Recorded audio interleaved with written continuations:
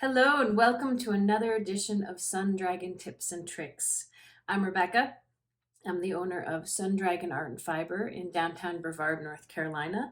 Sun Dragon at home because it's Monday, so I'm here at my house. And I thought since I've been using it quite a lot lately, I would update my video on the magic ring, which is a technique in crochet where you can start at the center and expand outwards without much of a hole there.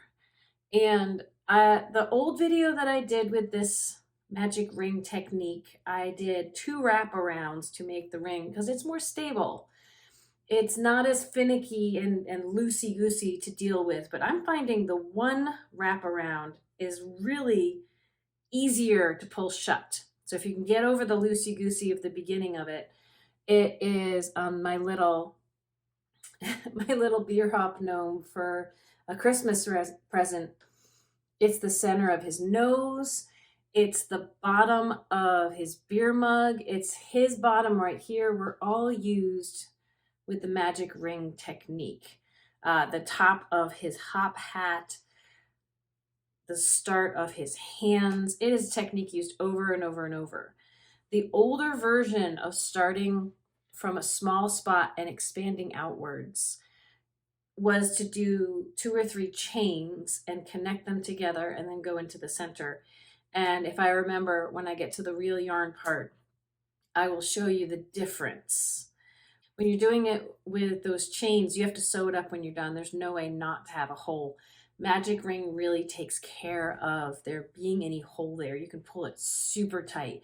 You make your stitches in a bigger area and then you suck it up tight. So without further ado, let's get to it. As I mentioned before, the earlier magic ring video on my channel has wrapping the yarn twice around your hand. We're going to update it with a single ring, a single wrap. Benefits of a magic ring is you can have your starting point super tight with a minimal hole, if any hole, without having to sew it shut. That can be really annoying when you're done. If you want to stuff as you go, if you're doing the amigurumi, that kind of things, the top of a hat. If you really don't want to have to cover a hole with a pom-pom, that kind of stuff. The detractions, it's a little awkward and loose at the start.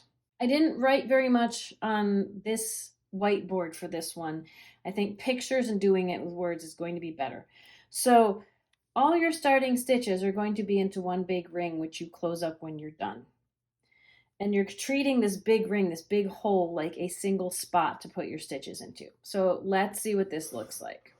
Here are my drawings. We're going to start with a wraparound of your hand. So starting with holding the tail with your thumb, which I didn't draw in here, you're going to wrap the yarn around your first 3 fingers and you're going to anchor it under your pinky.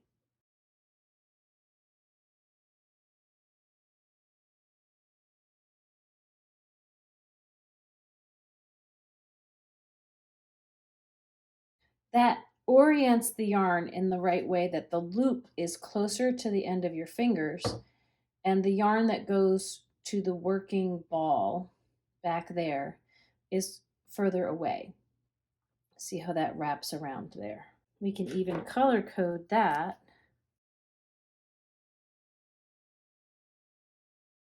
That yarn that goes to the ball is pink here.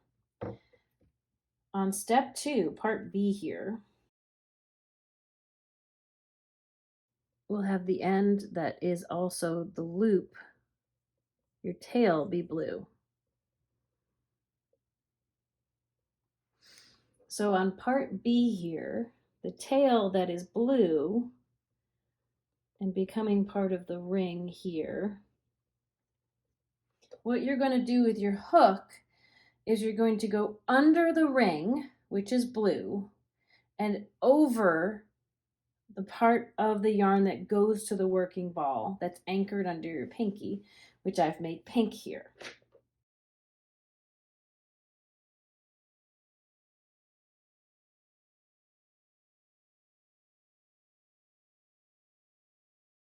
The next thing you're going to do, once you've caught that, you go under the ring and over the strand of yarn, and you're going to scoop it back to the front. So this guy, we're going to take back to the front. And when you do that, that's easier to demonstrate with live yarn. It's going to look like C. So the working yarn that we grabbed and scooped under now creates a loop around the hook. It's ducked under this ring. And the extra working yarn that we're going to keep grabbing and pulling through. Let's make that another color. We make it orange. The next thing we need to do is secure that loop in place that we've pulled up. We need to chain one essentially.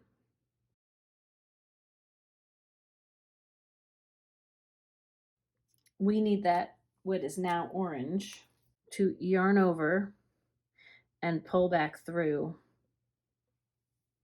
what is on the hook to secure that in place so it doesn't fall out of the ring. When you do that, when you yarn over and pull through, it's going to look like D. What we have here,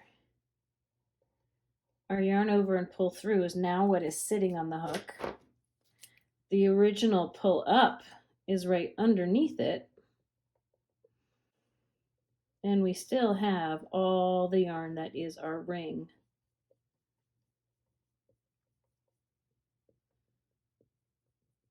Which is connected to our tail. The ring continues all the way around and it's connected to our tail. Now what we need to do is we need to do a single stitch, a single crochet. Most of these start with single crochets. If your instructions say double, you're going to do whatever stitch you're instructed to do.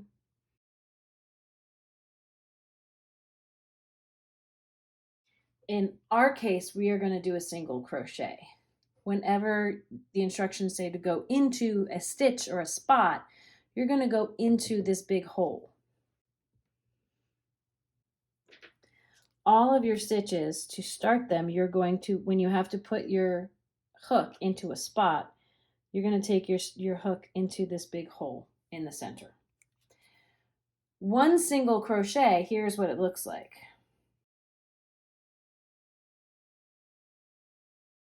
It's going to look like this. If we go back to the stitch before, let's just keep making them new colors. So we have the pink that locked us in place. The top of the stitch is going to be the color of the last place we started. Let's make the rest of this stitch green, since my markers don't have a yellow.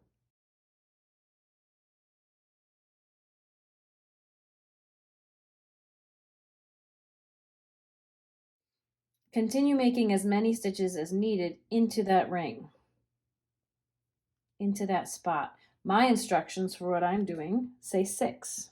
F is what it's going to look like with 6 single crochets into the ring. Let's color code them.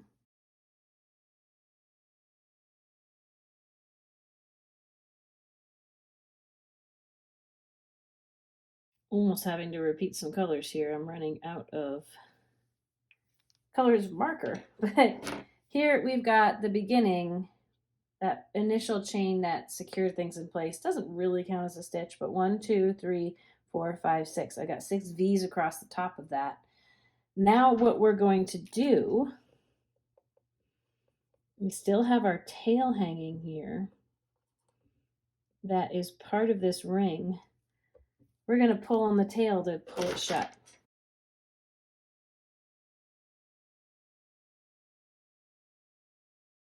When you pull on the tail to pull that whole ring shut, what we have there ends up looking like G. It's going to pull all those stitches in together. We will still have our 6 stitches, but here's where they will be. We've got our green, our light green, the red, our purple, our light blue, our other shade of green, and our orange. But they are almost connected. Once you pull on this blue tail, they will not totally be connected. But if you do your first stitch of your next round into the butt end, what is now right near your hook, if our hook next goes into what has now been pulled tight, it was over here and it got whoop, pulled all the way around.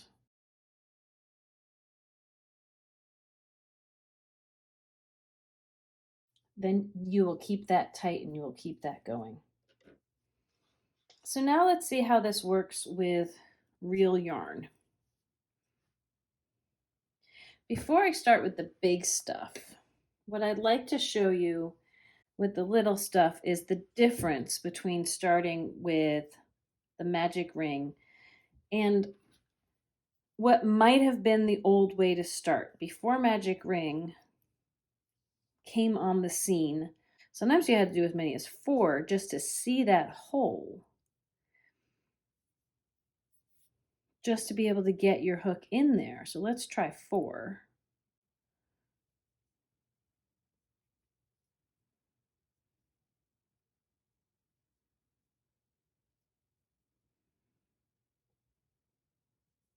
Then I'm going to do my slip stitch into the base here. Now the middle of this hole is where we're going to do our stitches. So there's my hole. I know this is really teeny tiny because this is the yarn I'm using for my stuff, but I think it's an accurate comparison. So I chain 1, and let's do my 6 stitches in here. 1, 2, 3, 4, 5, 6. Now if I want to keep going, see how big that hole is right there? I could go into the beginning. Here's my V at the beginning of my next, where I started, because I'm kind of back there. And maybe I could do 2 chains or 2 single crochets into each of these going around. You can see as I'm going, I mean, look how big that hole is. I can put my finger there. We can see daylight through it. We don't have that there. The solution to this, if you don't like magic rings, see, I can yank on this as hard as I want, and it is not coming shut. I can totally take a sewing needle later, thread this yarn onto it, and sew that shut, but it still will look a little wobbly and out of shape. Let's try the magic ring instructions. So I'm going to hold the tail of the yarn. I'm actually going to take, I often leave my rings on in these videos, but just so you can really see what's going on with my fingers, I'll take my rings off. I'm going to pinch with my thumb to the side of my finger here, the tail of the yarn. Here's the tail. I'm going to wrap around my 3 fingers, leaving my pinky out of this wrap. I'm not going like this. I'm leaving it only the first 3 fingers, wrapping all the way around to where my thumb is again, and then over. So this strand that goes to my ball is going over and latching it under my pinky. I'll do that one more time. So this is my first wrap. This is the second half that gets locked under my pinky. It's closer to my back knuckles. Let me try that again for you. Here's my tail. I'm going to grab it and pinch it between my first finger and my thumb. I'm going to wrap this yarn around my first 3 fingers, back to my thumb, and over again behind it, closer to the base of my hand. And I'm going to wrap around again and lock it in place. Hold that yarn that goes to the ball with my pinky. Now I'm going to take my hook and go under that first wrap around and over that second half that I locked in place with my pinky.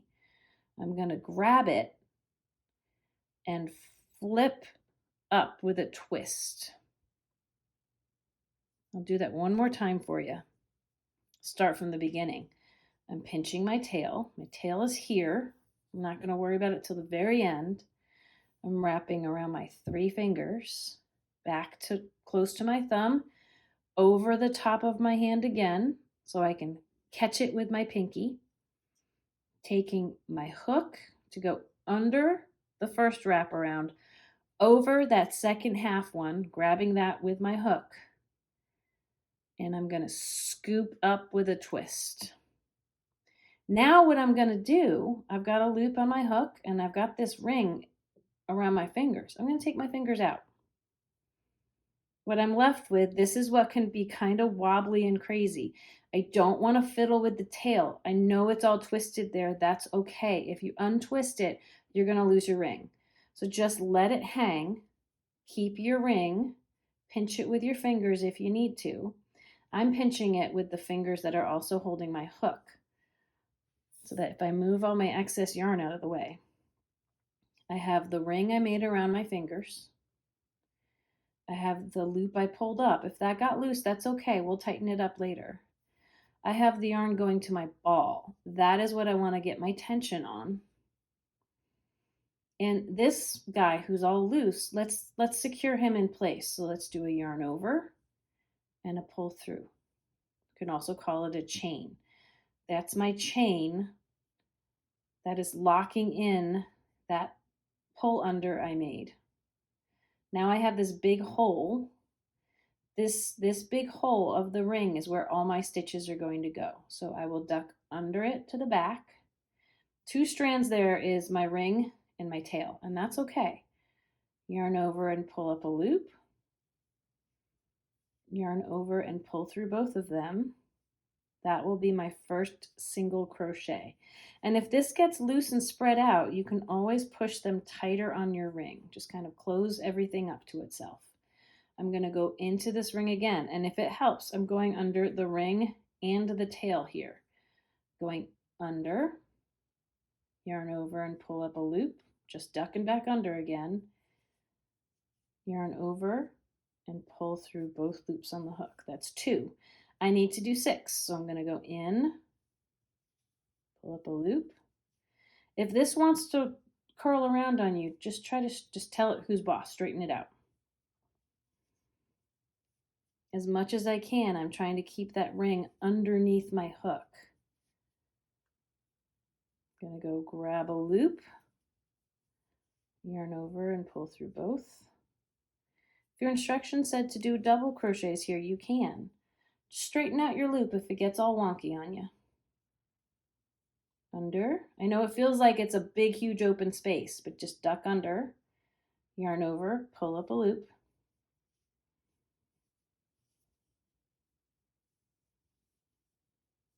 If you ever lose track of how many you're doing, again, that can get tight on you. Wiggle it looser. Count the top V's here. Looking along the side, it might be hard to count. Count your top V's. 1, 2, 3, 4, 5. Looks like I have 6. And that's all I wanted. That's all I did in my drawing. So now I can even let go of my tension. Find my tail. I've got this big loop here, right? I find my tail and I pull on it and I just keep pulling and pulling and pulling and pulling and pulling.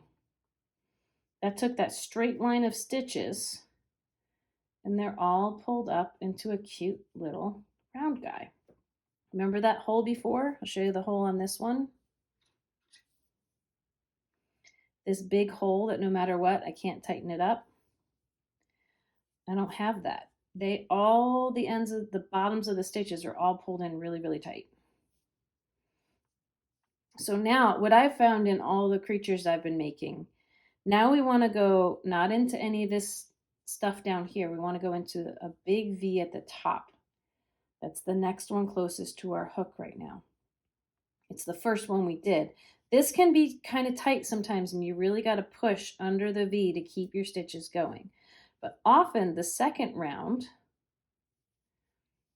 we'll say to do 2 stitches into every round around, to keep your increases going. So I got 2 in there.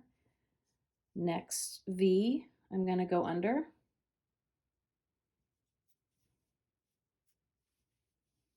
I'm going to put a second stitch into that.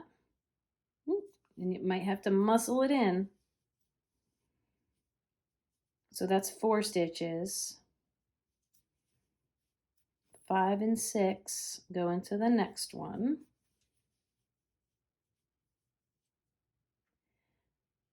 7 and 8 go into the next one.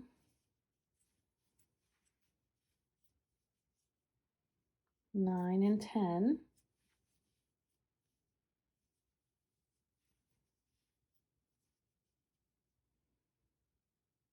11 and 12. It can often be helpful. A lot of amigurumi and things that will start from a magic loop. And see, my magic loop got a little bigger there. And so if I need to, I pull it tight again. Pull on the tail. Secure this guy in before you stuff or do anything so that doesn't pull open later on. Often you'll be going in a spiral, so it'll be hard to tell where one row ends and the other begins. So marking it, like marking this with an open close stitch marker. I don't actually have any with me right now.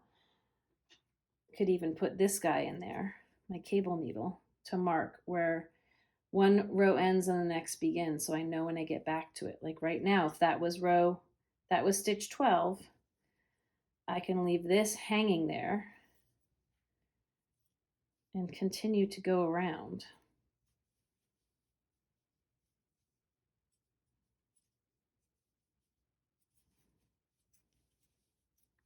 And as long as he doesn't fall off, I'll know when I get back to him that I've completed another round. But that is, keep pulling it tight. That is my magic loop right there.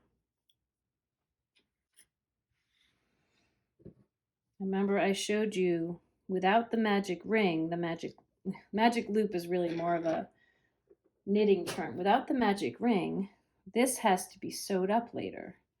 This spot right there. If we pull out and do the same thing with our magic ring, I can start the body of my cat. So again, thinner yarn, thinner hook, same thing going on. I'm going to grab the tail of the yarn. I'm going to wrap this around my first 3 fingers and back again, further back away from my fingertips, and hold it with my pinky. I'm going to go under my first ring and over my second so I can, and see if I lose it, I'll just go back in. So I can grab that and I can twist it up. Now what I just grabbed and twisted up, take my hand out of that ring, is the yarn that goes to the ball. It's just been ducked under. That's all that's happened to it. If I get my tension set up, hang on to this big giant ring, the first thing I want to do is secure this little pull up. So I'm going to do a chain, yarn over and pull through, just securing it in place, chain 1. Now I'm going to do my other stitches into the big hole, duck under the big hole to the back, yarn over, pull up a loop, yarn over and pull through both loops. I have 1 single crochet. I'm going to repeat that for 5 more. In, yarn over, pull up, yarn over, pull through both loops on the hook. Got 2.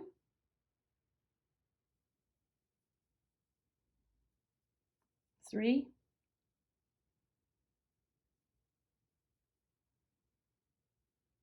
4.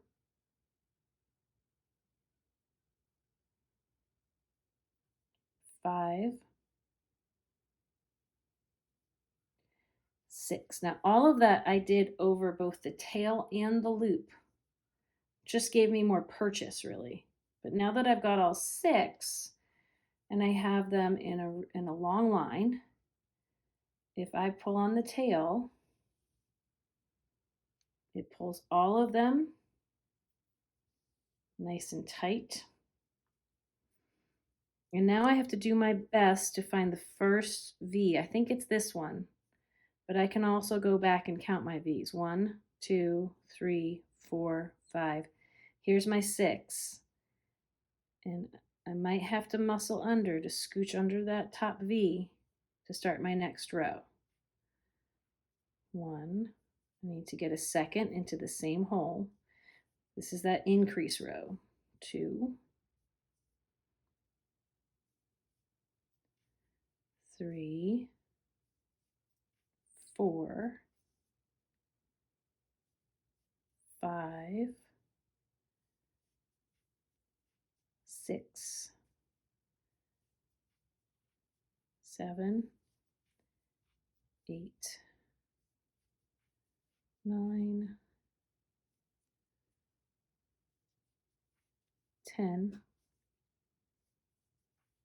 11, 12, and I'm done with that round. Again, I can pull this tight if I need to pull that shut, but that's much better than when I chained 4 and tried to jam everything into the hole by connecting my chain 4 in a ring. So thanks again for joining us for Magic Ring. It's a really great way to start crochet pieces. Here's the bigger version I did. It's a really great way to start tops of hats if you're doing a crochet hat top down. It's used so many times in amigurumi to make sure you have a really tight start to your circle and anything that needs to be stuffed.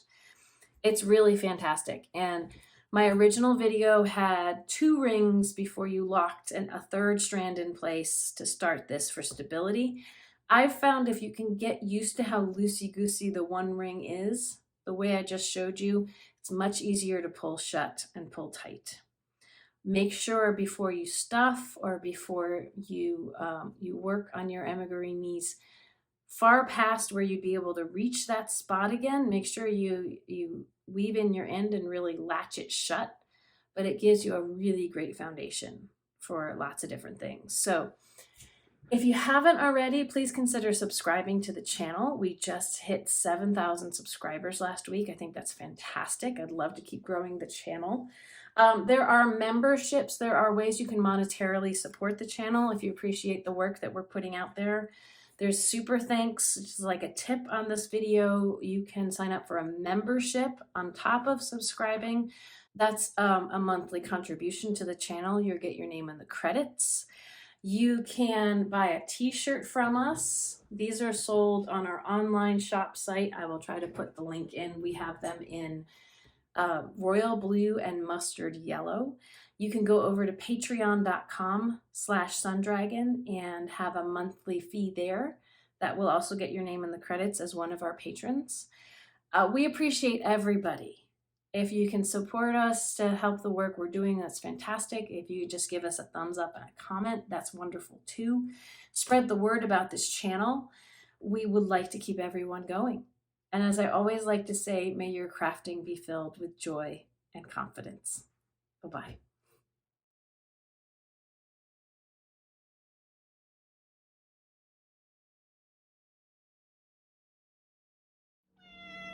Yeah. Oh. Annoyed by the filming today? Don't want to be part of it? That's okay. Yeah. I agree.